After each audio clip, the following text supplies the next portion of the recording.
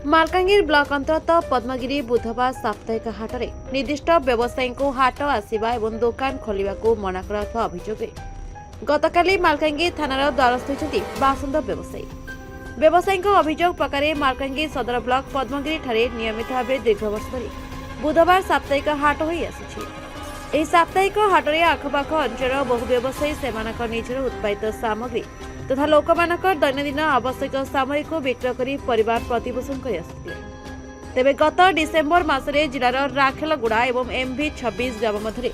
सृष्टि होइता अशांत परिस्थिति पर संप्रति एही पद्मगिरी साप्ताहिक हाट में बंग्या व्यवसायी मानक व्यवसाय करने को दि जाउनथिबा अभियोग होइछि।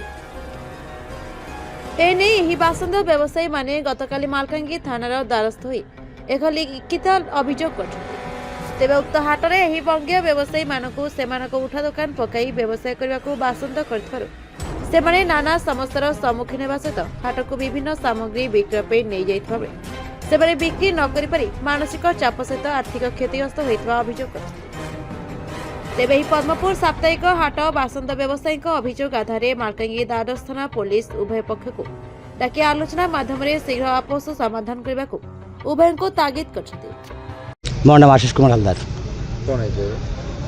ये बोले आम बंगाली मैंने कौन दोष कलु जे आम हाट बजार गले बंगाली मैंने बसी पारे ये गोटे फिलिंग कहीं हम यही आम प्रशासन पाखे आसलु जमी प्रशासन से देखू से मीमांसा करूँ आमर कौन दोष आम तो पिला सब नहीं ये मार्केट कर खाऊ गरीब लोक आम समस्ते 14-15 वर्ष हो बेपार करें केमती कहबी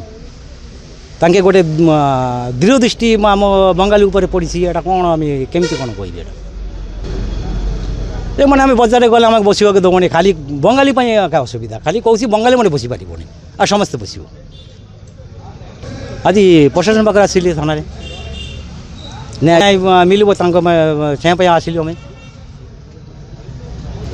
हाट बजार कर खाऊ हाट बजार कर खाइबू आम शांति रही समस्त संगे मिसिकी से आम कौन झगड़ा बद भर आम जीवन कि जाऊनी बर्तमान बहुत कष्ट अच्छे आम बजार कर खाइबा लोक जो बजार बंद हो बोले केमी चलो से समस्ते जापर बजार शांति बसु समस्ते मिसिकिना बसी बजार करूँ समस्ते आम से रही खाइबू राम अमृत पाल मो हाट में जाऊँगी 16-17 वर्ष हो हाट में जाऊँगी एवं कौन होचे आमर हाट में बसवाक देवनी बंगाली लोक मानू तो ये आमर मतलब बहुत असुविधा होची हाट बजार कर खाऊँ किंतु हाट बजार बंद हबार आमर बहुत असुविधा होची मतलब केमी फैमिली चलो केमी कौन हम यहाँ ही कह असुविधा धर राखेलगढ़ जो झमेला है आमको हाट को बसवाक देवनी बंगाली मानक अलग अलग समस्ते हाट कर बंगाली मानक बसवाक देवनी कहते जे आमर हाट आम करूँ बंगाली मानक बसवाक देवनी हाँ ये सब नहीं चलुची ना सर आमर किसी भूल ना आम तो रेगुलर 16-17 वर्ष हाट करुचु हाट में जाऊँ केबे भी एमती भूल है मतलब किसी भी है जे आमर साप्ताहिक हाट बंद होमर बहुत असुविधा होची हाँ आमर घर द्वार केमी चलो फैमिली केमी चलो से आम थाना आसचु शनिवार आसलु सारा नथिले कहले जे तांको भी डका हम शुक्रवार दिन तो से आम आसचु मो ना सुजित कुमार दास मालकानगिरी बासिंदा आज को 4 सप्ताह हो गलानी आम बहुत कष्ट चलीचु बोले असुविधा कौन हो आर्थिक अवस्था खराब आम आज को 30-40 वर्ष साप्ताहिक हाट करूँ लगी पड़ी चलीचु सीटार आम रोजगार घर चलुचु आज को होगा 4 सप्ताह आमको हाट पूरे दौना जो जो राखालगुड़ा जो कांड होती से आमको बंगाली समाज बंगाली लोक मानक हाट पूरे दौना से हाट में आज को 30-40 वर्ष हाट करूँ अलग जाति सब पूरे दौरान सीटर बासिंदा सीटर लोक आ सीटर बजार कमिटी कहते तुम बंगाली लोक ये हाट करने बंगाली लोक तुम हाट ना तुम से हाट पूरे हाट किसी करें से आम अवस्था बहुत खराब चलती आ प्रशासन पाखे नवेदन कर सल्यूसन कौन काढ़ी आम न्याय प्रदान करेंगे।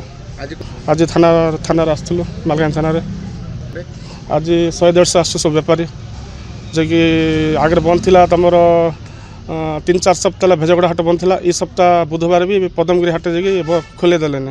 କହୁଛନ୍ତି ନାଇଁ ତୁମେ କରିପାରିବନି ହାଟ କିଛି କରିପାରିବନି ବେଙ୍ଗଲ ଲୋକ ତୁମେ ବେଙ୍ଗଲ ଲୋକ ହାଟରୁ ବାହାର ହାଟ ଭିତରେ ପୁରବନି ତୁମେ ହାଟ କରିପାରିବନି ନ୍ୟାୟ ଚାହୁଁଛୁ ଆମେ ତ ମିଳିମିଶି ଥିଲୁ ସେ ଆଦିବାସୀ କୟା ହଉ ବଙ୍ଗାଳୀ ହଉ ମିଳିମିଶି ହାଟ କରୁଥିଲୁ ଭାଇଚାରା ଆମ ଭିତରେ ଥିଲା ହେଲେ ତାଙ୍କେ କାହିଁକି ଏମିତି କରୁଛନ୍ତି ଆମେ ବୁଝିପାରୁନୁ। Bureau report Harshika media.